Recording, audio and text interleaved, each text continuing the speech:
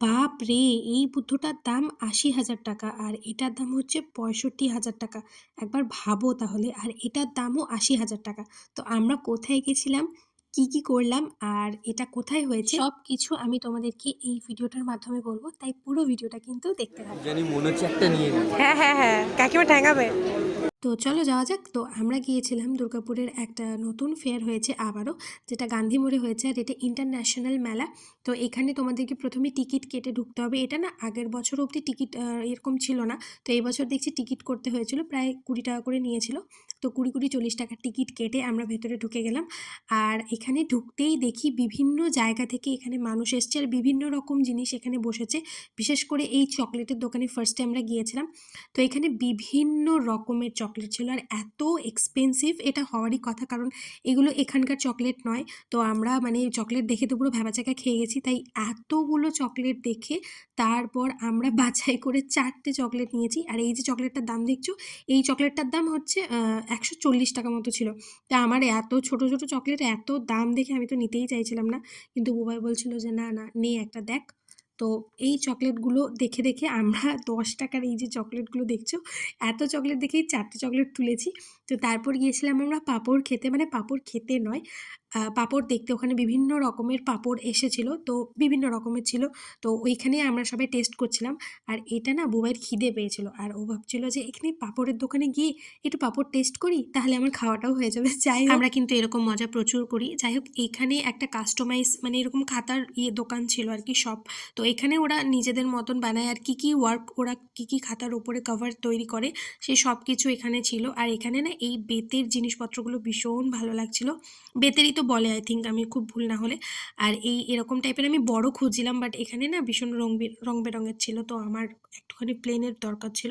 তো যাই হোক, তারপর গিয়েছিলাম হচ্ছে বুবাই এইসব গ্যাজেট ও আবার ভীষণ পছন্দ করে, মানে ও আমাকে খুঁজছিল যে আমি কোথায় আছি। যাই হোক, ও এই ধরনের গ্যাজেট খুব পছন্দ করে। তো এখানে তো সেরমভাবে কিনতে পাওয়া যায় না, এরকম টাইপের মেলা টেলা হলে কি হয় কিনতে পাওয়া যায় আর কি। তো আমরা এটা পছন্দ করেছিলাম। এটা না বিটার টাইপের বলছিল, অনেক রকম জিনিস এটার মধ্যে দিয়ে করা যায়, মানে ডিম ফাটানো থেকে শুরু করে কফি, তারপরে আরও অনেক রকম যাবতীয় কাজ করা যায়। তো ওটা ছিল ডেমো পিস।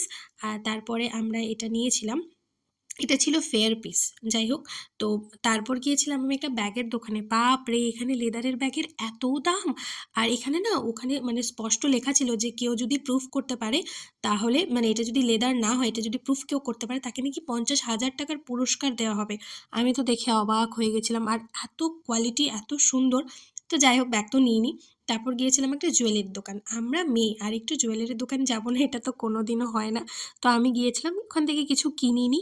আর আমি গিয়েছিলাম একটা ব্রেসলেটের দোকান। এখানে বেশ সুন্দর সুন্দর ব্রেসলেট ছিল, বাট আমার একটাও কেন জানি না পছন্দ হচ্ছিল না।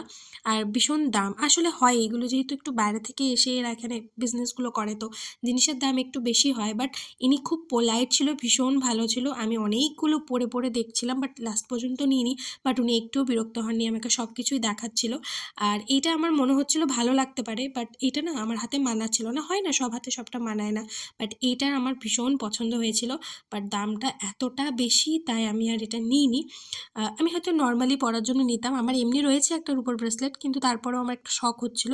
আর এখানে কানেরগুলো ভীষণ সুন্দর, আর এই কানেরগুলো 350-র ওপরে দাম। যাই হোক, এখান থেকে আমি একটা আংটি নিয়েছি, আর এই আংটির ক্লিপটা আমি নিতে না ভুলে গেছি। যাই হোক, আর এখানে এসেছিলাম জুতোর দোকানে, মানে আমি পুরো কভার করেছি ওখানে যা যা শপ ছিল সব। আর এডিট করতে বসে আমার একটা জুতো পছন্দ হয়ে গেছে, মানে কি অবস্থা একবার ভাবো।